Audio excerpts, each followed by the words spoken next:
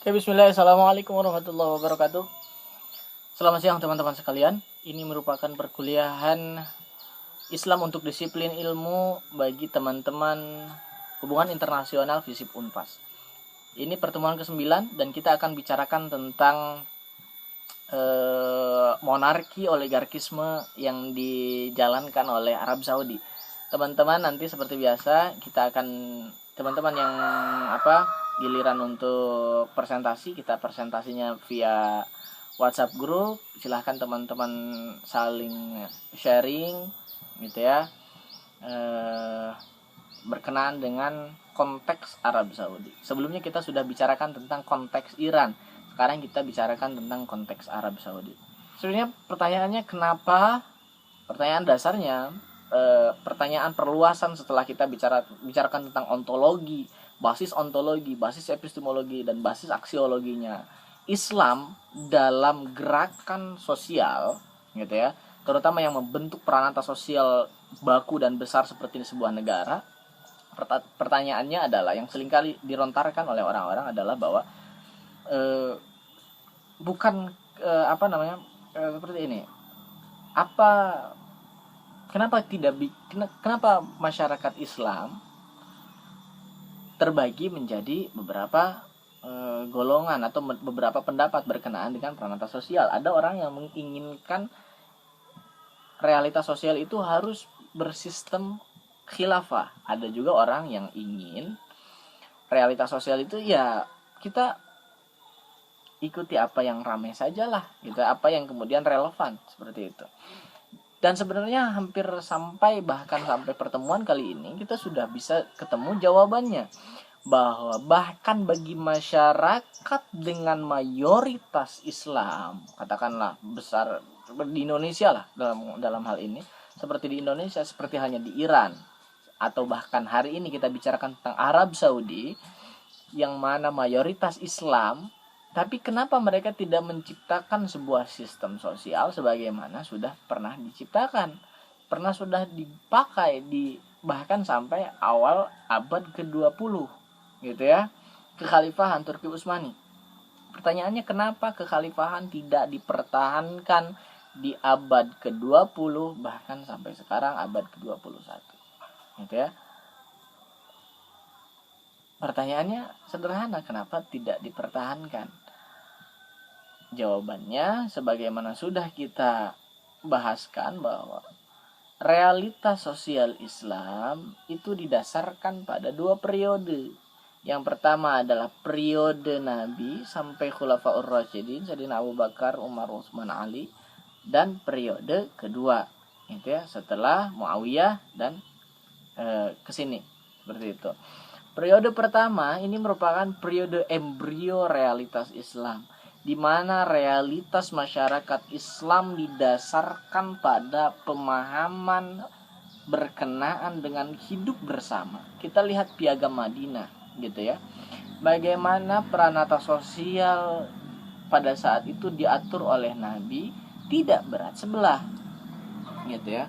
Ada sistem agama di sana, tapi sistem agama yang mengedepankan aspek kemanusiaan dan aspek sosial.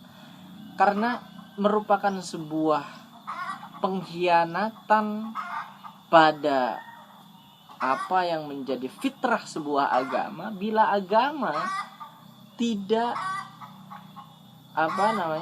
tidak memberikan jalan bagi manusia untuk sampai pada kebaikan, gitu ya. Jangan dulu sampai kepada ketuhanan, karena setiap agama itu nanti kemudian punya cara beribadahnya masing-masing. Tapi di atas realitas keagamaan, gitu ya, di atas realitas keagamaan, terutama dalam lingkup sosial yang luas, kita bicara tentang kepentingan bersama. Yang penting dalam sebuah agama adalah basis interest, gitu ya, kepentingan bersama, common interest, gitu ya, kepentingan bersama di mana kita harus melangsungkan kehidupan, gitu ya. Dalam hal ini kalau kita lihat lagi, kalau teman-teman lihat Turun sebagaimana sudah kita bahaskan, bahwa misalkan bahkan Al-Farabi bilang bahwa realitas sosial itu diperlukan gitu ya, terlepas dari agamanya apa dan lain sebagainya. Peranata sosial diperlukan, sistem sosial diperlukan gitu ya, karena manusia adalah salah satu makhluk yang tidak bisa menunaikan hajatnya sendiri dan dilakukan oleh dirinya sendiri. Manusia tidak bisa melangsungkan kebutuhan hidupnya hanya oleh dirinya sendiri. Artinya dia membutuhkan orang lain, dia butuh bantuan orang lain. Seperti halnya misalkan kita bikin saung ini, misalkan orang tidak bisa bikin saung sendirian gitu ya. Bukan tidak bisa dalam arti emang nggak bisa gitu sendirian, bukan dalam hal itu, tapi bahwa memang sudah sejak fitrahnya manusia itu adalah makhluk sosial, sebagaimana sudah dipahami dalam bidang sosiologi, manusia itu adalah makhluk sosial gitu ya. Tapi dalam realitas sekarang kita lagi, mungkin ini adalah waktu dalam sejarah yang bukan bersatu kita teguh, bercerai kita runtuh, tapi sebaliknya, bercerai kita utuh, berpadu kita runtuh, karena kita kan lagi social distancing.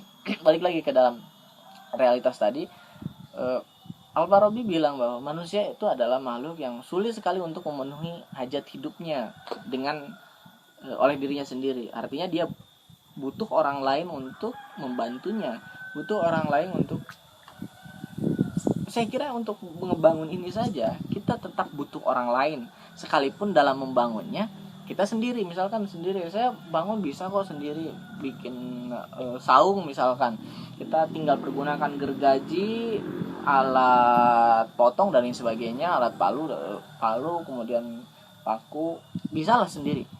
Ini pertanyaannya, emang semuanya dikerjain sendiri? Bahkan untuk alat-alatnya itu saja kan ditempa oleh orang lain. Untuk kita menggunakan paku, kita butuh pabrik paku. Untuk kita pergunakan asbes sebagai atapnya, kita butuh orang lain yang mengerjakan asbes ini gitu ya. Untuk misalkan batu, misalkan tapak-tapaknya ini batu, kecuali kita kerjain sendiri. Artinya merupakan sebuah kemustahilan yang cukup tinggi, di mana manusia bisa memenuhi hajat hidupnya sendiri. Karena itu kita lihat dalam peranata sosial Islam, sekalipun orang Islam ini mayoritas, tidak selalu harus mereka mewujudkan apa yang disebut sebagai sistem sosial, sistem kenegaraan berdasarkan khilafah gitu ya. Yang penting harus disadari dan penting harus digarisbawahi adalah, yang penting agama ini mengedepankan aspek kemanusiaan gitu ya. Jika agama menghilangkan aspek fitrah dalam diri manusia, tidak memanusiakan manusia, tidak kemudian mengedepankan aspek kesehatan misalkan seperti halnya sekarang, malah menjadi sebuah menjadi sebuah alat di mana manusia tidak lagi menggunakan alat nalarnya. Saya kira agama bisa jadi saya kira agama sudah keluar dari konteksnya, karena kalau kita lihat agama Islam itu adalah agama di mana salah satu fungsi turunnya agama Islam itu adalah memfungsikan kembali apa yang menjadi fitrah dalam diri manusia, yaitu akal pikirannya. Dengan akal pikiran yang baik, dia akan menjadi manusia yang baik. Dia akan bisa menciptakan peranata sosial yang baik. Dia akan bisa menciptakan realitas sosial yang baik. Dengan akal pikiran dan hati nurani yang baik. Hati itu kan, agama itu kan, kita sudah bicarakan agama itu melingkupi dua hal. Yang pertama, dia menyempurnakan akal pikiran, dan yang kedua, dia menajamkan perasaan, empati gitu ya, perasaan empati, kasih sayang dan lain sebagainya, sehingga supaya jangan sampai, memang kan kalau manusia rasional, saking rasionalnya itu konon katanya manusia bisa sangat kejam gitu ya. Nah, oleh karena itu harus ada seimbang antara rasionalitas dan perasaan. Agama itu turun untuk memfungsikan dua itu. Jangan sampai kemudian hanya berfungsi satu saja. Gitu ya. Seperti halnya misalkan sudah kelihatan sekarang, agama hanya memfungsikan satu saja, misalkan hati nurani saja, taklid buta, tidak menggunakan nalar dan akal sehatnya, yang berujung pada tidak memanusiakan manusia, gitu ya. Ini kan agama ini artinya dia agama ini bisa membuat manusia keluar dari fitrahnya. Saya kira itu bukan agama yang esensial dalam hal ini. Nah, Oleh karena itu, jika kita lihat kasus Arab Saudi sekarang, ini kan kita bisa mengkritisi. Arab Saudi sekarang itu kan monarki ya. Arab Saudi itu adalah monarki, padahal Arab Saudi itu adalah negara dengan pusat Islam, gitu ya. Negara yang memiliki pusat Islam. Kenapa sistemnya monarki? Ini tentu saja ada urusannya dengan lobby internasional dan kebutuhan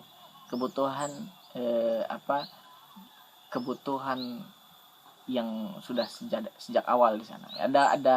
Ada interest yang